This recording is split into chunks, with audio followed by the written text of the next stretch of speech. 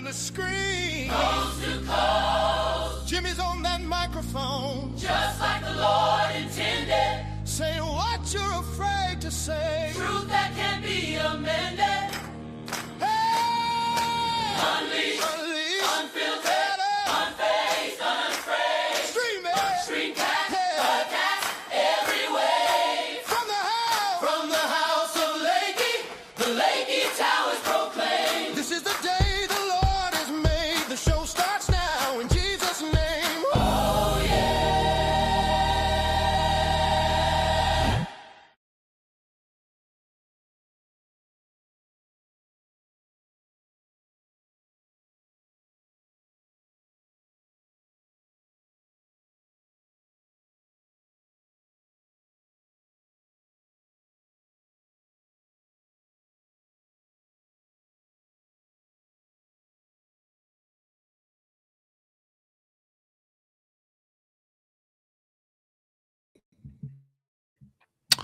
Producer Chad, does that help my microphone situation? Somehow my microphone has had difficulty this morning. Earlier today, I was talking and it was coming through my phone. I have no clue, but it said I'd connected to my phone. I don't know what happened. Anyway, good to have you on the program. And let me go through that again. Welcome to the program, the Jimmy Lakey Mass Choir, singing my name. I hope you like my lip syncing, all of you lip readers out there.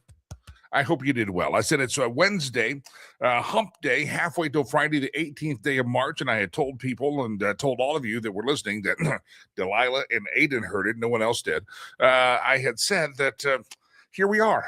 It's halfway till Friday, and celebrate accordingly. Act like it's Friday because you never know if you make it to Friday. And you do make it to Friday, but maybe something comes up. Your dog eats your homework and you can't tune in. So might as well start celebrating today and pretending it is Friday. You're welcome. Thank you, and celebrate. All right. Lots of stories to get to. Rabbi is coming on. Rabbi Barclay is going to be on the program. Been looking forward to that. We were supposed to have him Monday. They were supposed to have him Tuesday. Then they put him on Wednesday. Then they put him back on Monday. And I believe we have him today. And some of the greatest fun guests I've ever had in the program are talking to rabbis. They're just really smart fellows. A lot of, I enjoy it. So Rabbi Barclay is scheduled to be on the program in just a few minutes. We'll get to know him and introduce him to you in the audience. Also, retired Colonel William Dunn is going to be on the show this morning as well. United States Military or Marine Corps retired. He's going to be back. It's been a while since he's been on as well. So welcome to the show, everybody. How you doing? Delilah, you're good? You heard the opening. It was very good, wasn't it? Very good. Those first four sentences were powerful. And no one else heard them because my mic was muted. So, anyway, I'm not muted now. Thank you. And we're missing your vocals. Rich says much better. I get it, guys. You're a day late and a dollar short. We got this one fixed. Yeah. Check yourself before you wreck yourself. That's what you better do. All right. Deep State got some swamp news that has been accumulating in my stack of stuff. It's for the stuff that's the good stuff that I have here in my hand. On my note sheet, my show prep sheet, I've got it as who used this? Did Limbaugh say stack of stuff? I always get cautious if I say something. That's Limbaugh. I can't use that. Did he coin that phrase? Was that hand? I don't know. My crap a stack of crap I have here. I got it all here. Deep State news is on my. No, I don't want to. If he said it, it's his phrase. God rest his soul. Swamp intel, Deep State. We'll talk about that here in just a minute.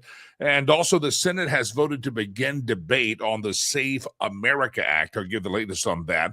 Airline CEOs are getting ticked to the politicians, and we all should be, especially for the government shutdown of the TSA agents that are suffering every day. Humans need hugs. Producer Chad's a big hugger. Yeah, he's known for his hugging.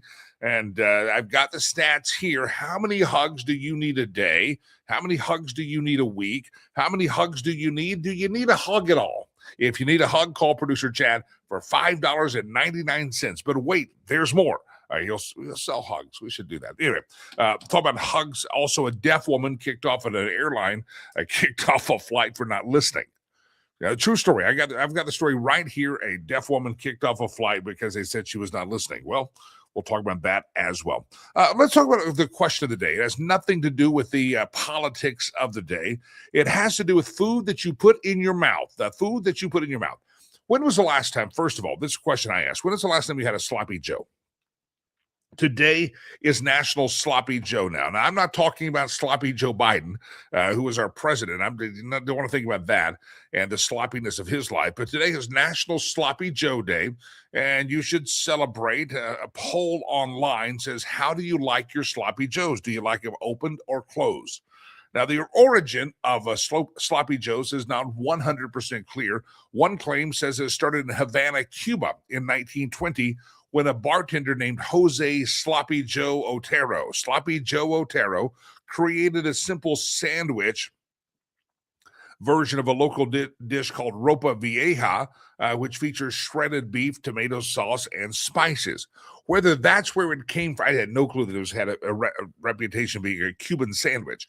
The origin of the Sloppy Joe is not 100% clear. Whether it came from Sloppy Joe Otero or not, it became increasingly popular in the 1960s. And in 1969, Hunt's introduced Manwich, which made Sloppy Joes way more convenient to make. And by the way, a poll online has said, how do you like your Sloppy Joes, open or closed? And 84% say they like it closed with 2 pieces of bread like a normal hamburger or sandwich. The other 16 say they prefer it as an open-faced sandwich. Do you eat it open-faced like with a fork? Or do you eat it like a sandwich? I've never... It's always the 2 pieces of bread. I haven't had a Sloppy Joe in years. I mean, literally, it might have been my childhood. But, some people, open-faced. I think it's open-faced. It was always open-faced because it was dripping out everywhere and you couldn't eat it, so you just open-faced. You had the 2 pieces of bread. It wasn't like I do some sandwiches, I only eat 1 piece of the bread. Yeah, the carb watch, I guess. Yeah, it wasn't that, but it was just the Sloppy Joe. So there is your question of the day. As I said, it has very little to do with anything political, but it does have to do with how you eat your Sloppy Joes, open-faced or closed-faced. Scott says always closed. Okay. Jeff says Rally 5 in Fort Collins, Colorado, has a delicious Sloppy Joe, extra sloppy. Kevin pops on the screen. I see at the YouTube and says closed with pepper jack cheese, sour cream, and onion potato chips on the side. Did we ask for the full recipe or did we just ask a simple question? We said, do we want it open or closed? That's all I asked. Oh, and here's Rich again, open face with a slice of cheese and a round of mustard. Now, okay, should we rephrase it, producer Chad? How do you like your Sloppy Joe? Maybe we should do that. Anyway, how do you eat your Sloppy Joe? If you want to give us your recipe, feel free. Well, I think Sloppy Joes to me should be pure. I'm not an expert in Sloppy Joes, I have to say. Yeah. Do you like Ruffles or people get into the potato chips and a slice of pickle with a toothpick in it on the side as well? Yeah, that deviates from the Sloppy Joe question. Open-faced or closed-faced? That's your question of the day here. All right, deep state question. Thousands of earballs will hear this show. And when you hear this show, whether on the podcast, streamcast, or the broadcast version, you need to know that the intel community has been out of control. There's mounting evidence. We're off the Sloppy Joe topic. You guys discuss among yourself. Intel kept 2020 data about China's participation in election interference. They kept that information from Trump. You know why? Because the intel community say we don't like Trump's policies, and the deep state kept information from the president of the United States, according to a newly released memo. There's also a report that comes out this week that Trump was targeted by 4 different counterintelligence probes by FBI agents. That's another story. And we continue to read about FBI agents being whistleblowers and warning about deep state interference in the first Trump term. So the question is, with all these news stories almost daily leaking out about the deep state, the swamp interfering with the intelligence community, the FBI in particular interfering with the first term of the president, you have to ask yourself, will anybody ever be held accountable? And I have to say, I'm not exactly sure they will be, but we have evidence that when Donald Trump used the phrase deep state or swamp, he knew exactly what he was talking about, and it was very active during his first term, at least, of presidency. All right, again, question of the day. People are making comment. Sloppy Joe's closed sandwich, says RJ. Arloa says both ways, actually. Depends on how messy it is. Sloppy Joe. See, Arloa's, she's coming right down the middle, trying to keep fights from breaking out. Hey, guys, we're all going to get along. Kumbaya. We got to sing that. Jim says, I prefer my Sloppy Joes closed, but always have them rolled in tortillas if the bread looks sketchy. If the bread's throw the bread away or wrap the bread in the tortilla. I don't know. You guys give way more detail than I probably need to know about your sloppy Joe habits. But here we are. All right, ladies and gentlemen, let's welcome to the program our first guest of the morning. We'll come back to all the deep state stories that are out there. But Rabbi Michael Barclay, on my schedule, I don't know if he saw the same thing. They had him on one day, another, and so back and forth. And so I've been hoping the rabbi was not wandering around in the wilderness somewhere, lost looking for Lakey. But here he is, and here he is, Rabbi Michael Barclay. Nice to have you, sir. Welcome in, Rabbi. Good morning. I've been wandering around looking for a good sloppy Joe. Well, it's a question of the day: open face or closed face. Now people are sharing their sloppy Joe recipes. I'm like, we don't need to put that on the screen here. Thank you, but always ask something non-political, and people just they bite into it like a good sloppy Joe. Welcome in, sir. I appreciate you coming on the program. On my end, you had been bounced around the schedule. I hope they weren't bouncing you around that much, but on my end, I'm like, he's tomorrow. I don't know. But glad you found us. Look, I'm grateful to be here, and thank you for everything that you and your audience do for this nation and this world. It's really appreciated, and we all need it. We need things like this. Let's talk about the things that we see happening in America recently. You've seen protests on college campuses in the last 12 months, defending basically anti-Semitism. We have a synagogue that has been attacked. We have there's all these rising cases of what I would say anti-Semitism, terrorism against the nation of Israel, terrorism against Jewish people. Talk about the rise of anti-Semitism. What are you sensing? When did it escalate, and how did we get here? Look, we got here. Anti-Semitism is the oldest prejudice in terms of the last 2,000 years, and it mutates as time goes on. They hate us for our religion, for our culture, for our nation.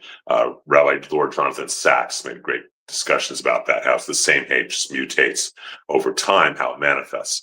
And most recently, in the last couple of years, on October 7th, we had one of the most heinous events in all of human history when Hamas came out and killed and raped and kidnapped, and it was all done to civilians on purpose, to the weak, the old, the children, the women, and not to soldiers. And it was really horrendous.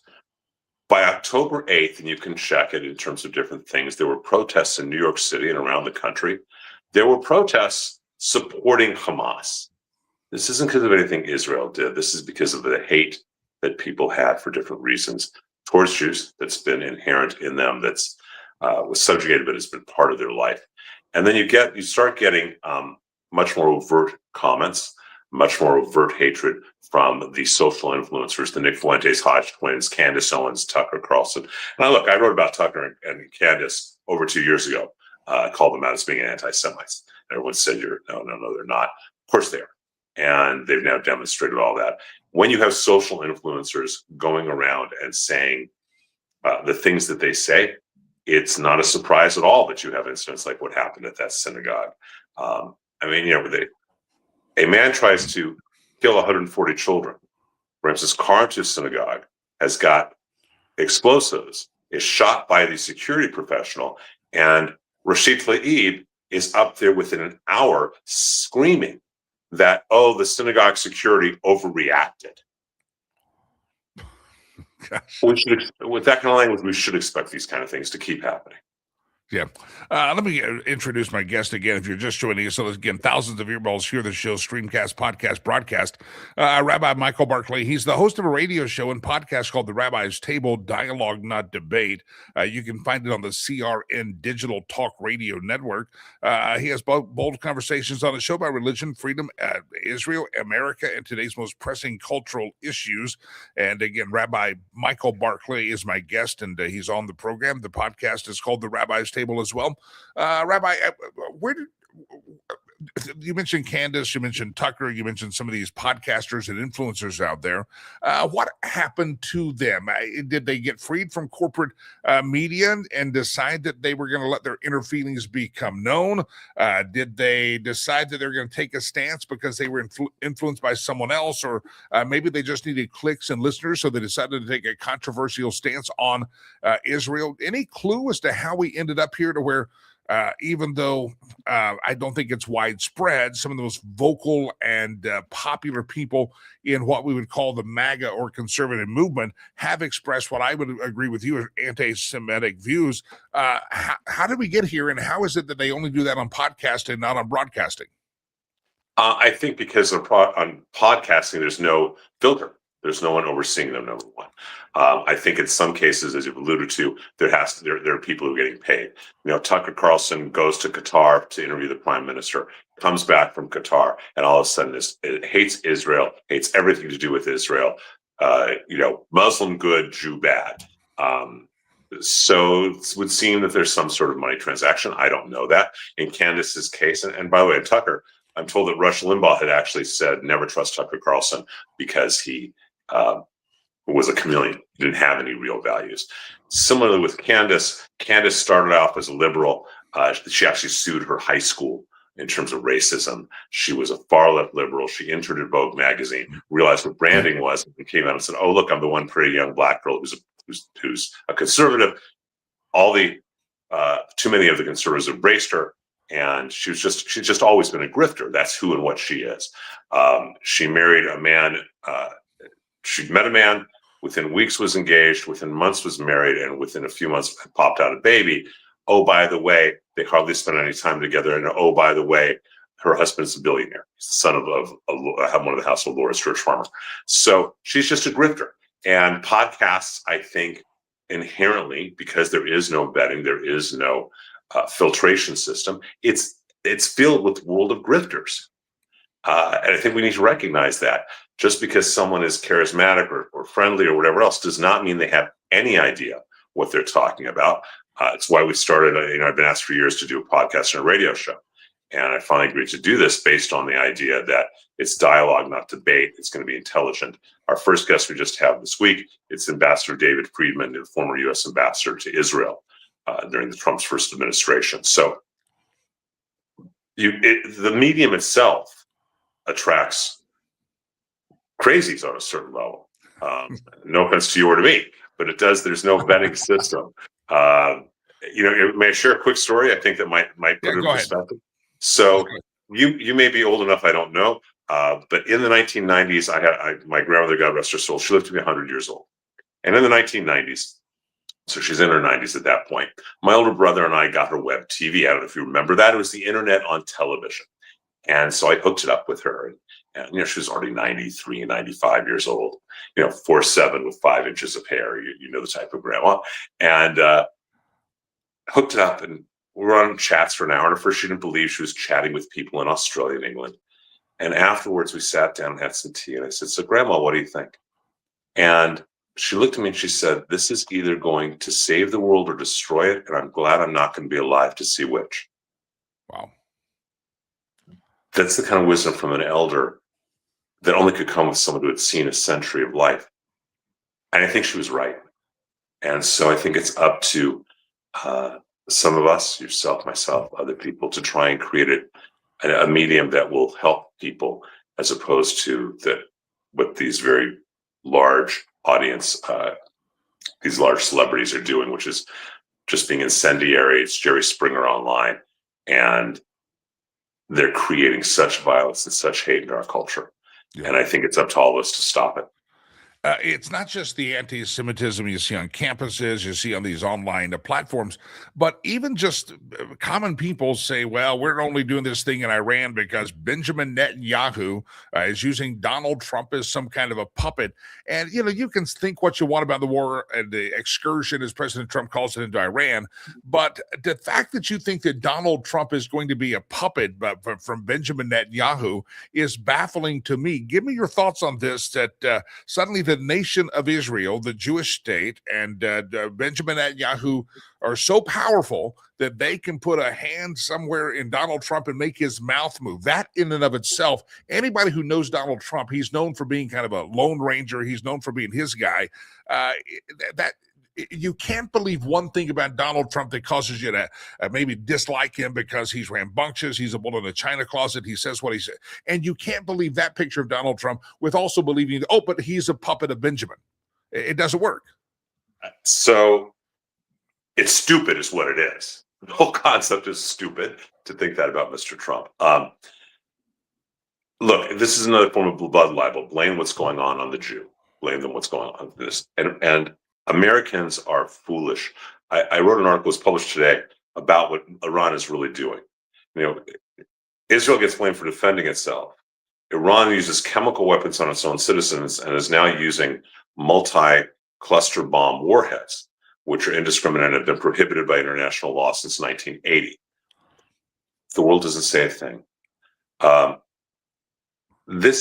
People need to understand from the Iranian point of view. You know, if you want to be in a healthy relationship, you need to know what your partner likes. Well, we need to know what the person who calls us enemy what their values are as well. From the Iranian cleric point of view, this is not a war about politics, oil, land, power, or anything else. This is a theological war. Their interpretation of the Quran is that it is a commandment for them to create a worldwide caliphate of Sharia law. Everyone who is not an observant Muslim, Shia Muslim, by their definition, is what's called a kafir, an infidel. All infidels must be either converted, killed, or enslaved. Doesn't matter if you're Jew, a Christian, or a non-observant Muslim. That's their goal. They view this as a 1,400-year war that has been going on, of which this is just the latest battle. As Americans, we need to understand that. They are not interested in peace and prosperity. They're specifically interested in death and destruction, and indiscriminate death. That's why they use weapons that have been forbidden for 40 plus years. So this is a war for Western civilization because they want to destroy it. Obviously, we like Western civilization. Israel's the first line of defense, and America is the last line. It is for the entire Western culture. The person who speaks about this, I think, so clearly, so succinctly, is Secretary Marco Rubio. And if you listen to any of his speeches, he understands exactly what Iran's goals are and how they're trying to achieve it. The longer they can keep us in a war by saying, oh, you're being too mean, or you need to combat, slow down, the closer they are to winning, because their goal is not peace and prosperity, it's death and destruction to the entire West. So thank God for Benjamin Netanyahu, and thank God for Donald Trump, because no other two leaders could come together. They're both like Winston Churchill in that way of standing up to what is evil. Again, the voice of Rabbi Michael Barclay. Rabbi Barclay has his long bio. You can look it up. I'll share some of it with you. He's previously served as a professor of theology at Loyola Marymount University, lectures internationally on Judaism, cross-cultural mysticism, and Jewish perspectives on politics and ethics. He has a new podcast that just started. We'll talk more about that, called The Rabbi's Table. It's a broadcast and podcast similar to this on the CRN digital talk radio networks. The Rabbi's Table with Rabbi Michael Barclay. We'll talk more about that in just a second. But Michael Barclay talking about anti-Semitism, talking about the attacks from the right. It's the Jews' fault. It's Benjamin Netanyahu. He's using Trump. This rhetoric seems to be getting louder and stronger. It doesn't seem to be tamping down. What do we need to do to put some reason and logic back into our culture, society? Because again, you got the Tuckers, you got the Candaces, you got the American left, you got the universities doing propaganda, causing people to hate Jews. Is there a solution? Is there water for the fire? Is there some way to tamp this down and get some thinking heads back to prevail? Look, this is darkness, and I believe the best way to fight darkness is with light. So doing what you're doing, educating people learning facts, that there is no historical Palestine. There's never been a country, kingdom, ruler, nation, stamp, coin, language of Palestine. It was invented in 1964 by a public relations company funded by the Soviet Union. The company was in New York. And before that, there were no such things as Palestinians. There is no historical Palestine, and the propaganda of that. The idea that when the Romans called the entire region, the entire Middle East, they called it Philistinia as a way of insulting the Jews of Judea, Samaria, of Israel. And that whole region, what is now Iraq, Saudi Arabia, Lebanon, Jordan, Israel, Egypt, all these countries were all one region like the Midwest, and they were called Philistinian. That's not a nation of Palestine any more than the Midwest is the state of Kansas. Countering those kind of misnomers, that kind of propaganda, I think that's one piece. I think calling out the individuals as well by name. You'd be shocked about how many people are scared Literally, how many people in media are scared of the Tucker Carlsons, Candace Owens, Hodge twins, those kind of people? They don't want to offend them. They're crazies, and they need to be called out. To realize that these people have more followers than there are Jews on the planet. To educate people about the historical reality of Israel, of Judaism, the relationship between Judaism and Christianity and Catholicism. Look, I really want every Catholic to pray the rosary. I want every Christian to be the most devout Christian they can be. God placed you here to be a Christian. Be the best one you can. We don't proselytize. To understand what Judaism does say, to understand that when they're making quotes about the Talmud says X, Y, or Z, those are just fallacious quotes that come from a 19th century book called The Talmud Unmasked, written by a defrocked priest who was a felon, convicted felon, who wrote he couches it was an academic book. He makes references to books of the Talmud that don't exist. None of those quotes are real. They're not actually in the Talmud. When you hear someone say the Talmud says something, you can find the Talmud online with Sefaria.org. You can see Sonsino.org. There's plenty of translations online. You can see that these books don't even exist, that they're using to push their anti-Semitism. I think we need to educate. I think we need to have dialogue. That's actually why I was willing to do this show. That we need to have, in Hebrew we call it machlochet, a dialogue where we can disagree without being disagreeable, and knowing that when someone becomes as crazy as Candace Owens, as she's expressed, or as crazy as Tucker Carlson, who maniacally laughs when he's 20 times when he's interviewing Ambassador Huckabee. We need to look at that and say, wait, these people are not mentally well, and be honest about it, and help other people see the honest truth. I think light is always the best way to fight darkness. Rabbi Michael Barclay, I wanted to give you a chance to plug this show in just a second. But one more, Steve popped up a question from the YouTube channel. I thought it was, or at least a statement, I thought it was fascinating for a final question. Finally, according to Steve on YouTube, someone who tells the truth about Islam ever since George W. Bush started saying the religion of peace, policy has gone awry. We're in a place, and I'll let you address this as our final section here together on this time. We were told forever, don't say that, it's religion of peace. On the other hand, we're not told, don't say that about the Jews, because it's almost like this indiscriminate, don't offend these people, but these people go to the streets and protest. There's a misinformation campaign that's out there, to be careful what you say about radical Islam, because you might offend someone. But, the Jews, say what you want. You'll get clicks on your podcast or more followers. Yeah, people don't understand theology, and they don't understand the religion. Most Christians at least have an idea about Jewish text because they have what they call the Old Testament as part of the Christian Bible. So at least they have an idea. Most people have never even taken a look at one word from the Quran. So there's over 200 times it calls for the death of the Jews. It repeatedly talks about the desire, the need to create Sharia law. But I'll give you a really clear example. In the charter of the Muslim Brotherhood, in the charter of Hamas, in the charter of the PA, of the Palestinian Authority, it has a quote from the Quran. And that quote reads, "The day of judgment will not arise until every Jew is killed. And the few that are left standing are hiding behind rocks and trees. And the tree cries out, 'O Abdullah, O Muslim, there's a Jew hiding behind me, come and kill him.'" If you look at the Christian scriptures, it is all about deepening a relationship with God through the path of Christ in people's hearts.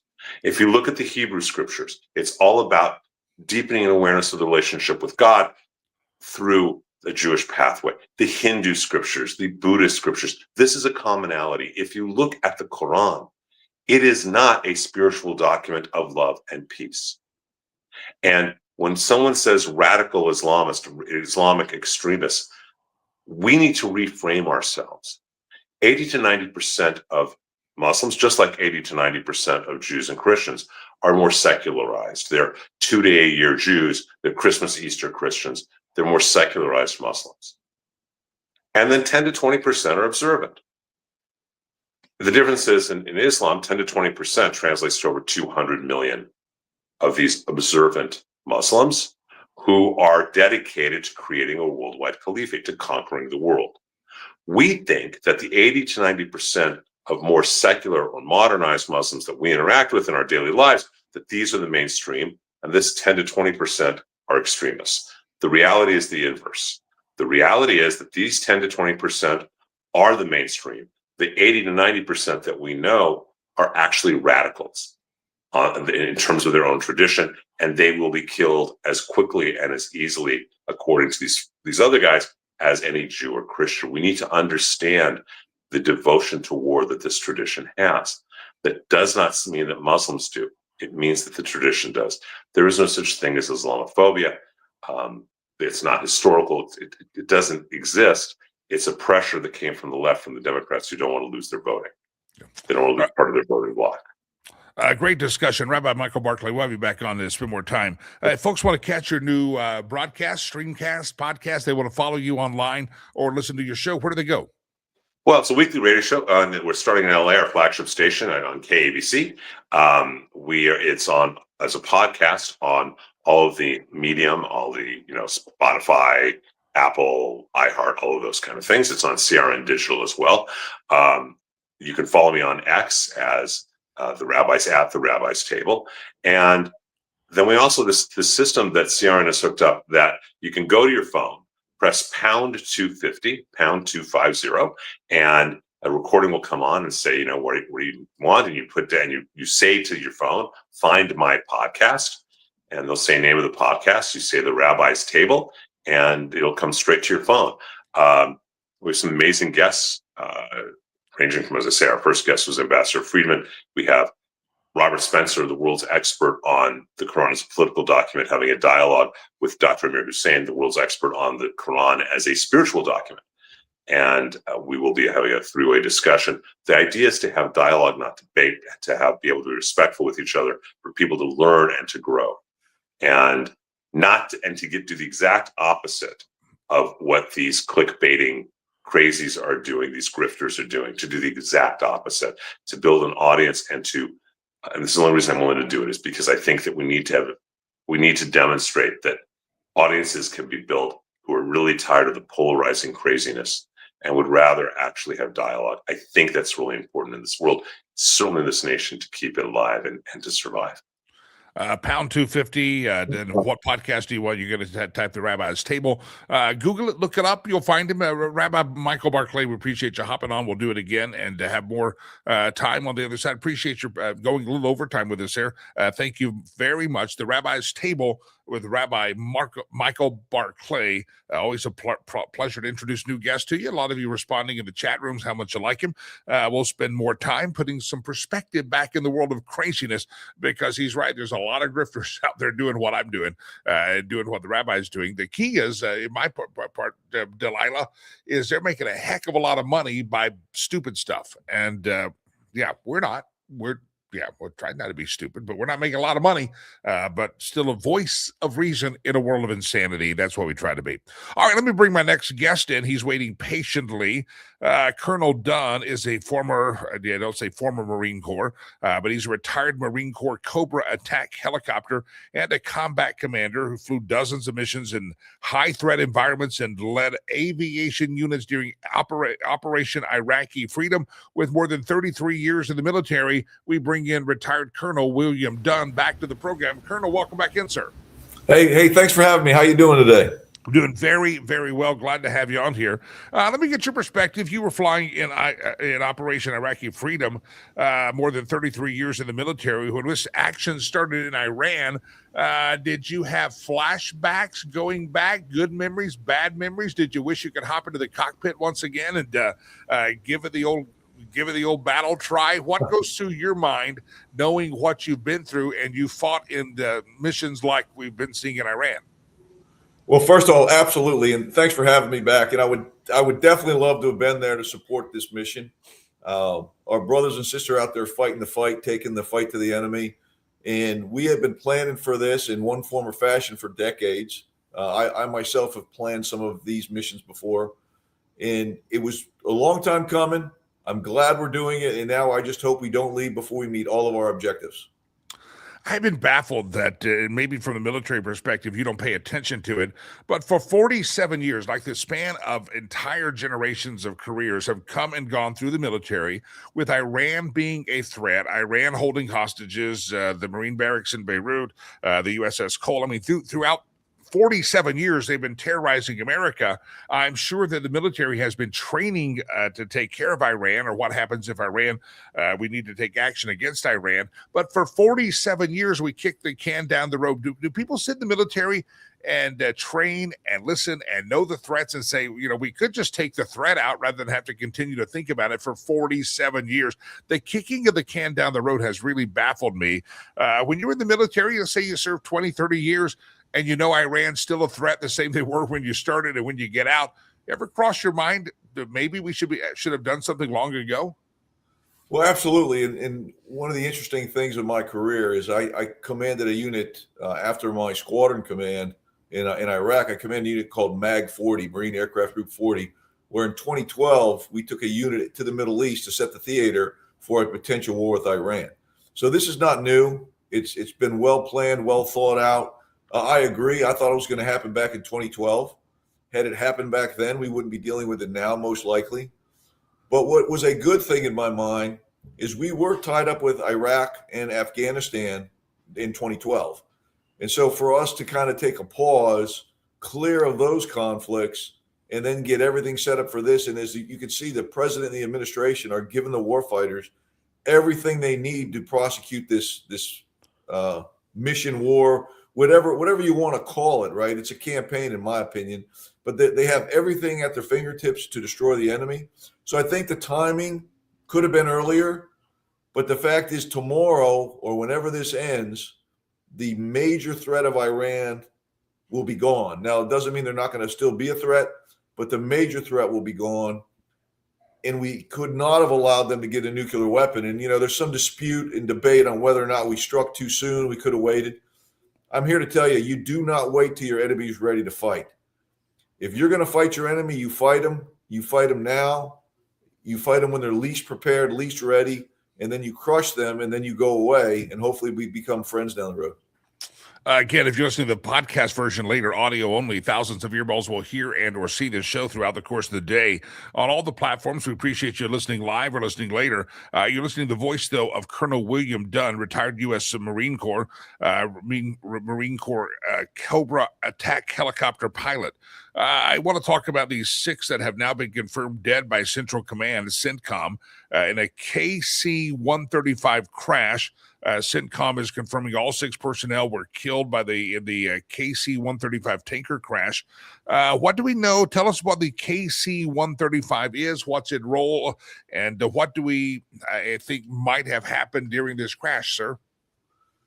Well, it's an unfortunate event. Very sad for those families and for those airmen that lost their lives. What it appears, and I know there'll be an investigation, but it appears there were 2 aircraft flying. It's a refueling aircraft, and one of them were either refueling each other or they were just doing some sort of mission together in close proximity. And it appears that they had some sort of contact in the air, a mid-air collision of sort. And then one aircraft made it back and one did not. Very unfortunate. We are lucky that we didn't lose both. And it's fortunate that no other lives were lost on the ground. So unfortunate that it happened. But I think when the investigation comes out, we'll see it was some sort of mid-air collision. What does an impact of something like this? I mean, obviously we have had minimal loss casualties so far in this operation. Now we have the loss of 6 people confirmed dead. Are there any kind of broader impacts to either to the mission, to the people serving? Obviously, it's not easy to see that happen. Some people witnessed it. They're the other aircraft. Are there any other operations or impacts on operations that we should be aware of that happen when something like this happens? Well, there's always the personal impact, but as a warrior, we understand and live and prepare for these sort of things. It's unfortunate, but when that happens, you have to put it behind you and move out if you're still fighting the war. We had many incidents when I was a squadron commander in Iraq, and some of our people were fortunately, none of my Marines or sailors were killed or wounded, but some of them had issues where they were helping guys, some of our soldiers on the ground where men were killed. and they have to put it behind them because the mission still goes on and the fight still goes on. It seems callous, but it's not. It's designed that way, where no one individual, if we lose that individual, is going to slow down the mission. And we are trained that if your platoon commander gets killed, the next person in line will pick up the mission and go for it, all the way down to the most junior Marine or the most junior soldier. That's how our military is designed. Fortunately, most of our adversaries are not designed that way. And if their leadership gets taken out, the rest of the unit sort of flails or fails. But we're designed, unfortunately, to take casualties. But when we do, we fight through it and we continue the mission. You're talking about the wiping out of the upper echelon of Iran, and is there chaos there? Are they as disciplined as what our U.S. military would be? What are your thoughts as you kind of watch the strategy? I'm sure you've been in some of those planning meetings.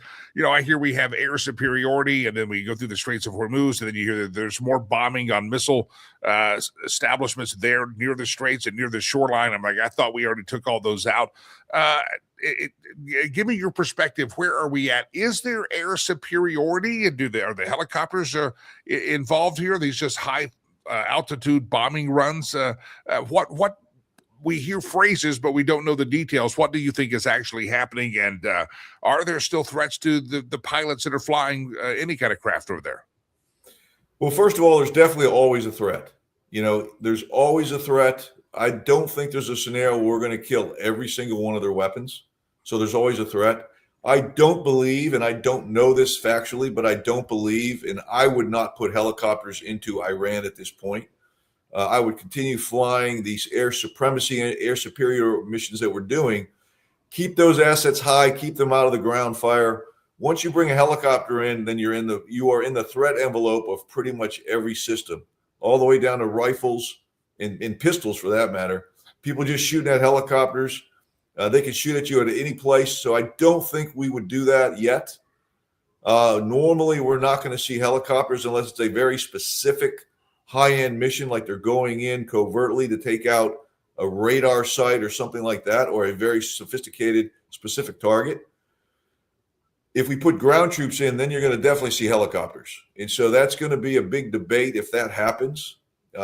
I don't know if it's going to happen. I think I know there's a bunch of Marines headed that way. I believe if there's any boots on the ground, it'll be in the island area around the Straits or in the port areas around the Straits to protect that. I don't think we'll put troops, at least at this point, deep inside Iran. I think it's a very logistical problem.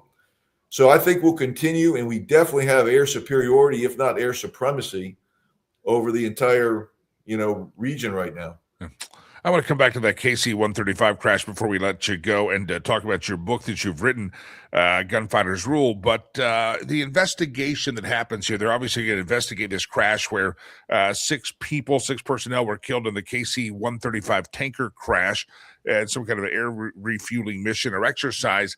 What happens in that investigation? And from your experience, when something like this happens, is there a memo that goes out immediately telling people, hey, be careful of this, be careful of that? I mean, is the investigation by the military, how does that work? Is it done in isolation, or are there probably some statements of facts going out and memos going out, emails going out to everybody who's going to be in an aircraft about something that they should be changing in protocol?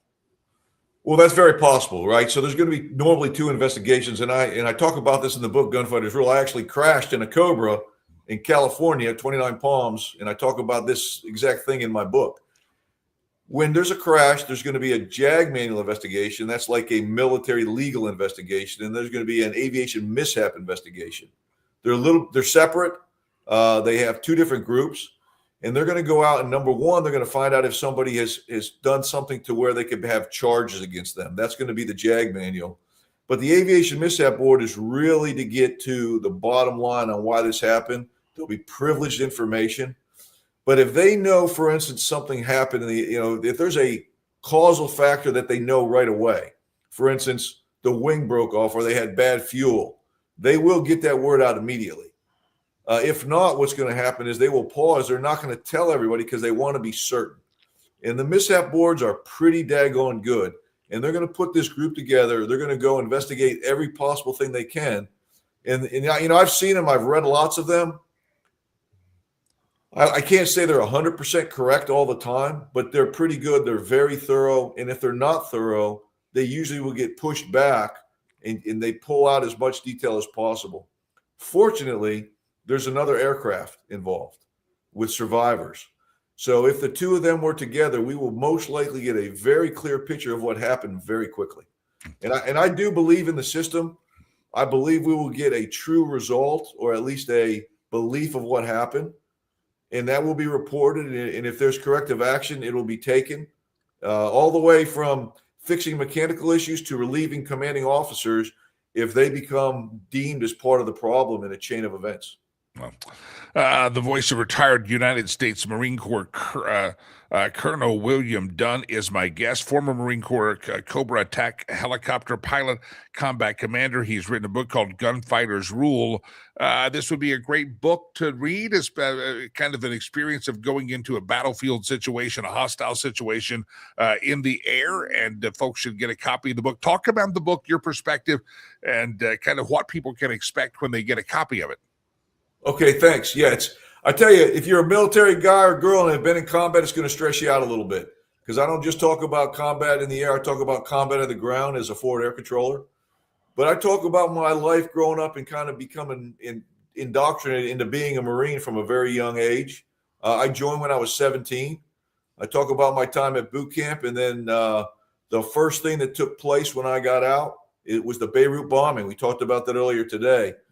241 of my brothers were killed. I didn't know one of them, but that struck home, and that pulls a heartstring. And I talk about that in the book. And then the next thing you know, I'm in combat as a forward air controller during OIF-1. And I talk about how we took a unit, the deadliest fire support team in Iraq at the time, for the Marine Corps anyway, and we drove all the way to Baghdad, fighting up there, skirmishes in between. And then I talk about how I come back from that, do some staff tours, and next thing you know, I'm the squadron commander of the Gunfighters, going back into Iraq for a 7-month deployment with 334 of the hard-charged Marines and sailors, taking the fight to the enemy, and then bringing everybody home, and then finishing up my tour there. And it's I think you'll like it. It's a very good book, is what I've been told. And my wife says it's about resiliency and determination. So if you like that kind of stuff, you'll enjoy Gunfighter's Rule. All right, last question for you. Gunfighter's Rule author Colonel William Dunn, retired U.S. Marine Corps Colonel. I'm thinking about all the pilots, helicopters, airplanes, aircraft, tankers, whatever they're flying. They're flying this thing. They've been on training missions over and over and over again. And a couple of weeks ago, they got the orders that this is going to be real. This is a real attack, really going against Iran. What goes through a pilot, a young pilot? Maybe they've trained a lot in the desert somewhere. They trained a lot over the ocean, but now this is the real mission, and we're going to town here. Can you remember your first time that they told you, Colonel Dunn, Mr. Dunn, you're heading into battle? This is real. This is not an exercise.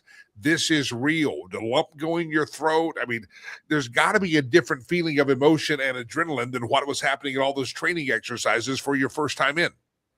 Well, in reality, there should be no difference mentally, right? The difference is we train like we fight in the Marine Corps. And when I flew my first combat mission in Iraq, to me, it was no different than all my training. Although I knew the bullets were real, the intensity is different probably, because when you're in a training range and you're shooting, you're not, you're worried about hitting the target. When you're in combat, especially in Iraq, when we were fighting there, you're worried about hurting a friendly on the ground. You're worried about not killing the enemy fast enough so that they kill one of your Marines on the ground. And that's the kind of difference in stress. I would tell you, I don't think one of the pilots, and I'll say this from my experience witnessing this, the pilots aren't afraid for themselves. They're afraid not doing their mission, not completing their mission. And then by their action, their failure of their action, they're more worried about someone getting hurt on the ground than they are about themselves. And that's why we got the best men and women flying these airplanes in the world. Well, the author of the book, Gunfighter's Rule, Colonel Dunn, if they want to follow you and or buy the book, I see Scott over on the Rumble channel has said just book bought. He just made a purchase. Everybody go buy Gunfighter's Rule. If they want to buy the book and or follow you, where do they go, sir? You can buy the book at Amazon. That's the easiest place, but anywhere you buy books out of Headline Books. And then my website is colonelwilliamdunn.com. If you want to look that up, you'll see me out there. And I got another book coming out that hopefully I'll get out if I can get off my butt and get it finished. It's kind of the sequel to this. And ironically, it talks about the time when I went in to set up for this future war with Iran, as well as coming back into Iraq in combat as a MEU commander. So hopefully I'll get that out soon. Gunfighters Rule, Colonel William Dunn, colonelwilliamdunn.com. There's a spelling exercise for all of you to learn how to spell Colonel. That's not Popcorn Delilah. Please understand it's Colonel, COLONEL. It's a tough one to spell, Delilah. You'll be struggling with it all day, but it'll keep you busy like the crayons do. It's Colonel William Dunn. I appreciate you hopping on the program, and thank you for jumping in here. Colonel William Dunn, Gunfighters Rules. Scott's already bought a copy of it. What are the rest of you waiting on? Go get a copy of that book, and it's his PPV. It's his point of view of his personal point of view of his battles. And again, if you have some combat experience, it may give you a little bit of PTSD. If you don't have some combat experience, you will enjoy it probably more. But it's a great book, Gunfighters Rule. If you don't have a copy of it, you should. And it's Colonel William Dunn, colonelwilliamdunn.com, or just look it up on Amazon and buy the book and appreciate it. Oh, what great guest today, right? The rabbi, the colonel is, I feel like it's like it could be a setup for a joke. A talk show host, a rabbi, and a colonel walk into a bar. Everybody finish that joke. That should be the question of the day. Highway Living says, another great guest, Jim. Thanks, Jimmy. You're welcome. It's my joy to bring you great guests here. Great guest, wall-to-wall guest today. Yeah, a rabbi and a colonel walk into the show. What's said next? It's a joke, Delilah. It's just a joke. Finish the joke. I'm setting it up. Maybe you can come up with something creative. All right, Sherry Cree. Very creative when it comes to selling your home. Creative in the fact that she just kind of looks at the situation and wants you to, I say creative, it's more than putting a sign in your yard. She goes beyond that. She's creative beyond just saying, oh yeah, today's a great day to sell your home. No, she may instruct you or advise you, you know what, if you'll wait another month and do this, or the strategy of pricing it right, the strategy of auctions. I mean, there are so many ways to move your home in a world where real estate agents seem to be overflowing, especially in Colorado. There's a lot of them. Who do you trust? Who's going to get the job done for you? What kind of experience do they have? What kind of track record do they have? Sherry's got all that. The experience and track record. Remember, 70% of realtors across America did not do any transactions last year. Not that they didn't want to. It's just no one hired them or they couldn't move the home. It's just there's a lot of realtors out there, but you want to make sure you interview and get the very best. Sherry Cree is that one that I would recommend for you today. HomesWithSherry.com, the I-25 corridor, whether you're in Arvada or Longmont or Denver proper, Aurora, Park Meadows, you get the idea. Littleton, Lakewood, if you're up north in the Fort Collins and the Greeley area, the Frederick, the Firestone, the Dacono, the Thornton, what else is out there? I said Greeley? Yeah, you got the I-25 corridor, you know, the metro area. Listen, she'd love to help you, and you got to add her to the list. Again, maybe you say, well, I know this person lives down the road, over the river, through the woods, on the way to grandma's house. I see their office. I promised them I'd use it. You know, you can promise all you want, but you need to make sure that you're looking at it. If you play real estate right, it can create generational wealth for you, but you got to do it the right way. HomesWithSherry.com, HomesWithSherry.com. Check out that website, reach out to her, and at least interview and have a conversation, whether it's buying or selling your primary home or rental home, a mountain home, whatever the case may be. HomesWithSherry.com, HomesWithSherry.com. Reach out to her. All right, before we get to the stolen meme section, scrolling through my notes. The Sloppy Joe question, big hit. A lot of folks got opinions. How do you eat your Sloppy Joe? Open face or closed face? 2 pieces of bread, 1. I was always an open face thing. That's just how Mama is. I think she'd put them on a sandwich thing, and then I'm dripping it all over as a kid. And she'd say, just use your fork, because she got tired of the mess. Jeff says, definitely closed with a spoon or fork nearby, enjoyed by candlelight with cloth napkins and a nice German lager. Evidently, Jeff sees the Sloppy Joe as a great date night. I don't judge it. Sloppy Joes are great. Yeah. Lisa says the Sloppy Joe closed on King's Hawaiian bun with Tillamook cheese. Again, recipes for Sloppy Joes. Did I ask for that, Lisa? but I appreciate the insight. You might have inspired someone to use the Tillamook cheese. The Tillamook cheddar is pretty good, I have to say. Anyway, I appreciate it. How do you eat your sloppy Joe? A lot of you tell us, I meant open-faced or closed-faced, not like the whole menu. But a lot of you want to share the menu of sloppy Joes. That's great. When was the last time you had a sloppy Joe? Producer Chad said before the show, sometimes you have a sloppy Joe, or you don't have one. You go, man, that sounds really good right now. I cannot remember. I mean, I bet it's been decades since I had a sloppy Joe. Somebody messaged me and said, didn't you feed those to your son? No, I actually didn't. I never made my son sloppy Joes. I make dinner for my son, but sloppy Joes just weren't on the rotation. Yeah, I don't know why. It's been a while. Now I want a sloppy Joe. I sure do, sloppy Joe. But, now in America, sloppy Joe has a whole different context because it's, you think of Joe Biden and his pants. It's just sloppy. But, yeah, anyway, good. Sloppy Joes. Now I want one. Now, somebody mentioned a restaurant. Can you go? Are there restaurants, diners like at Denny's? Do they sell sloppy Joes? I mean, sloppy Joe is one of those things that I don't think you find it on a restaurant menu. I think a sloppy Joe is something you got to eat at home. Yeah. It's sloppy Joes. Yeah, sloppy Joes. Somebody says, do you consider sloppy Joes chili because it doesn't have beans? Well, let me rephrase it. If you put beans in your sloppy Joe mixture, that ground beef and tomato mixture, is that still a sloppy Joe if it has beans? It's a great question. Very philosophical, and Dave, we don't have enough time to parse the thoughts between chili and bean soup. We just don't have time for that. All right.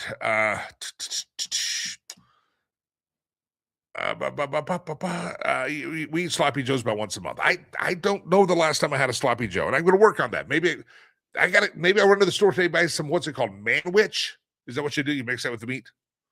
I've never made a sloppy Joe. Now that I think about it, sloppy Joe meat over tater tots. Listen, Jim, now you're teasing me in a very bad way, and you're causing me to stumble in ways that I didn't want to stumble today. But yeah, sloppy Joe meat over tater tots. Whoo, you're lucky I did not just drool on myself right there. Matter of fact, I may shut the show down and drool now. If you could, my friends, thanks for the question today. I do want to get these stories about the intelligence and deep state community. I'm going to keep these at the top of my game here. And keep those on the show because there is just more and more daily evidence that the intel community has been a deep state, and they worked especially in 2020 against Donald Trump. And as his evidence comes out, I'm wondering if the evidence is coming out setting us up for some kind of a prosecution on that grand conspiracy charge, or is it just leaked evidence? I don't know, but I get so angry reading some of this evidence. I get headlines on my show sheet right now. Intel kept from Trump in 2020 about investigations in China, Chinese involvement in the election.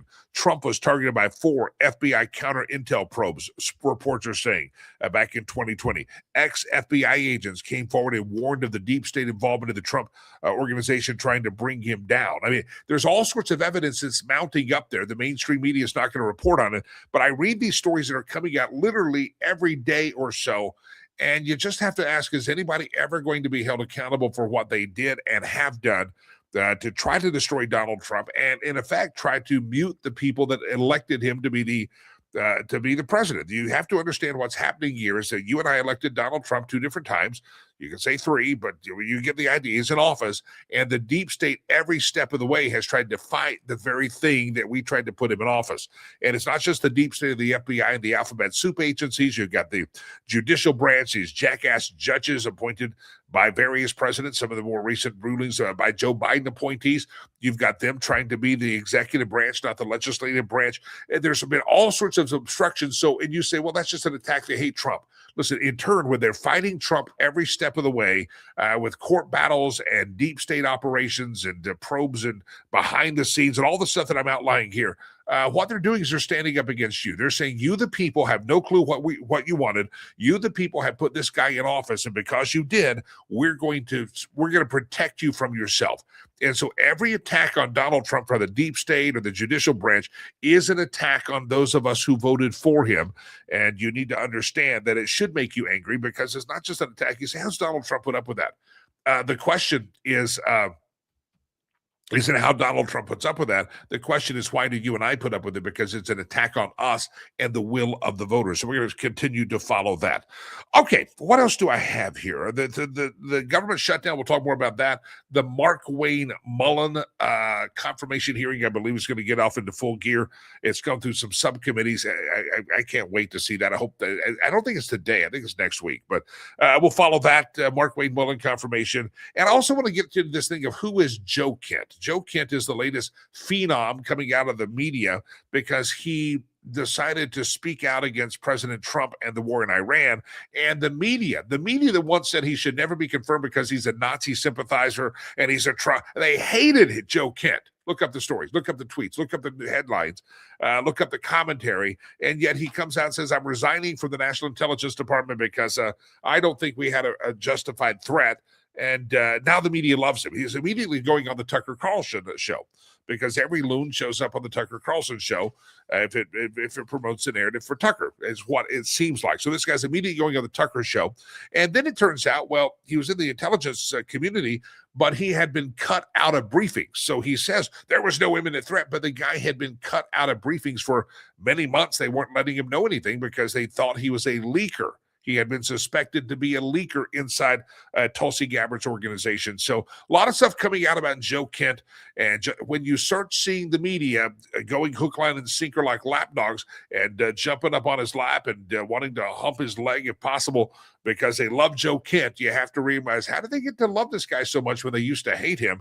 And how's he getting all these media appearances when he actually hasn't been in a confidential intelligence briefing in many, many months? So we'll talk more about that indeed coming up on the program. I also got a story I didn't get to. We'll push it until tomorrow. Remember the phrase, how many licks does it take to get to the center of a Tootsie Roll, Tootsie Pop, or what that was called? How many hugs does a human need a day? Well, I'll go ahead and do this. This is a feel-good story before we go to the stolen memes section of the show. There's research out there. Ladies and gentlemen, this is science.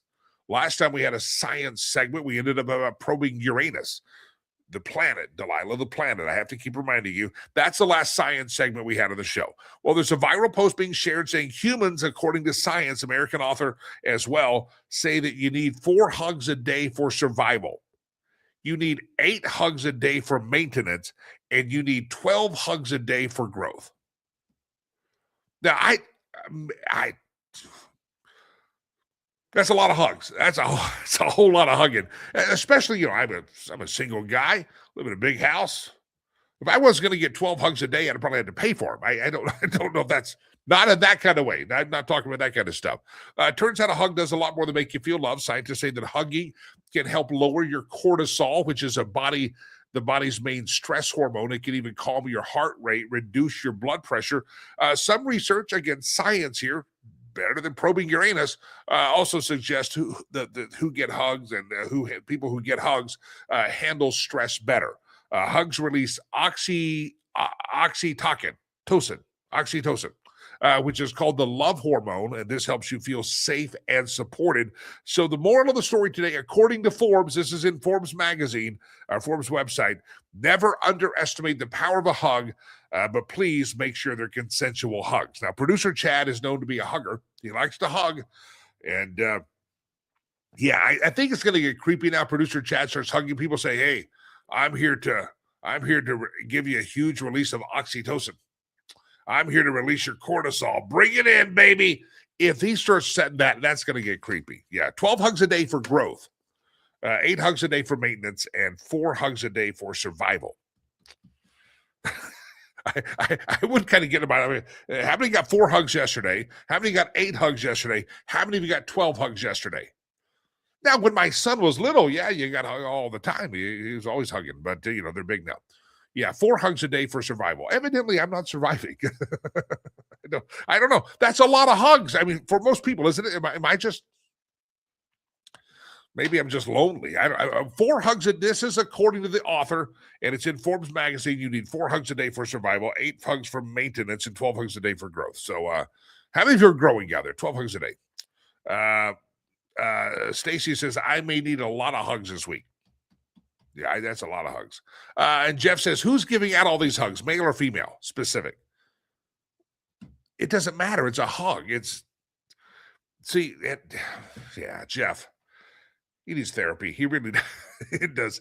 Hopefully that's all that's being released with these hugs. See, there's Jeff again. Oxytocin is what I think is what it's called. Humans need 4 hugs a day. So if you're missing a hug, call producer Chad and see if he'll help you out. Yeah, Dave says if I start handing these hugs, I'd be in HR by the end of the day. Yeah, I don't know what to do. 4 hugs a day just for maintenance, just like to survive. 8 hugs for maintenance, and you need 12 to grow. Anybody get 12 hugs yesterday? Yeah. All right. Very good. All right. Let's do it. The stolen meme section of the show. And everybody hug your loved one because you never know when they're going to get to watch a meme again with you. Round around the globe we go. Where we steal the memes from, no one knows. There's a yesterday in honor of St. Patrick's Day, Marco Rubio. And there's Marco Rubio. You get it? I'll explain later, Delilah. If you're not looking at the screen, you don't know what we're talking about. There's the Irish version of the leprechaun Marco. Round around the globe we go. Where we steal the memes from, no one knows. Younger generations need to learn sarcasm because I can't keep saying, I'm kidding. That's true. Yeah, I just don't say it. Let them cry. Let them cry. Stacy says she got 1 hug yesterday. Jeff on YouTube says, I didn't even get 12 pinches yesterday. See, we must be a sad lot here. 12 hugs, man. That's a lot of hugs one day. I don't fault anybody. I don't judge you. Maybe, well, I don't know if I'm jealous. Round around the globe we go. Where we steal the memes from, no one knows. Being Democrat changes a man. Yeah. It's visual. It's visual. It's another one of those trans people that say, I'm a Democrat member of Congress. Yeah. The price is wrong, is what it is. So, yeah. A lot of weirdos. Round around the globe we go. Where we steal the memes from, no one knows. If they had bought the food for Somalians, liberals would have cared. It's a reference to the story that Pete Hegseth bought lobster and steak for a lot of the military. They spent millions of dollars to do that. And he's wasting money in the military, giving our great men and women lobster and steak. Well, I guess if they would have bought the food for the Somalians, the pirates, then the liberals would have cared. And they wouldn't have cared. They would have said, oh, great, to feed the Somali pirates, we got to have pirates on a full belly. Yep, hypocrisy. If they didn't have double standards, they wouldn't have any standards at all. Round around the globe we go. Where we steal the memes from, no one knows. Trump lures the gay Ayatollah out of hiding with a cardboard cutout of David Hasselhoff. There it is. You ever heard the intelligence thinks that the new Ayatollah, if he's alive, might have some homosexual tendencies.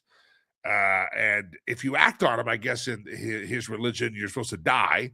But if you don't, if they know, see, I question the intelligence of it because I don't know how it works. I'm guessing if they suspect you are, then you die. But maybe because he was the Ayatollah's son, they just said, hey, don't be getting hugs from other guys, but you can still be that way. Just don't act on it. I don't know the rules there. I don't know the rules. The David Hasselhoff photo, that would get you. Yeah, that'd get you, not me. Round around the globe we go. Where we steal the memes from, no one knows. Under Jimmy Carter, this is what we talk, 47 years of kicking down the can down the road. Under Jimmy Carter, James Earls, that Iran took hostages. Ronald Reagan said, yeah, they're evil. George H.W. Bush said they're a real threat. Willie Jeff Clinton said they're sponsoring terrorism. They're sponsoring terrorism. They really are. There's George W. Bush. They're killing Americans. Barry Hussein Obama. They're building nukes over there. There's Joseph Rubeloid Poopy Pants Biden. We got to stop him. And Donald Trump says, okay, let's stop him. 47 years and count it, my friends. 7 presidents ignored the threat and let us get our asses slapped around every few years. Mass tragedy at the hands of the Iranian, and only Donald John Trump has decided to take action. Love some of those guys. I don't know why we kicked the can down the road. Round around the globe we go. Where we steal the memes from, no one knows. Spending $10 on lunch, oh gosh, it stresses me out. It's expensive out there. Spending $200 on cigars, hey, dollar, make it rain, baby. That's yeah. I understand this plight in my life. Yeah. Round around the globe we go. Where we steal the memes from, no one knows. When does a bingo game end in Iran? It's when they yell B-52.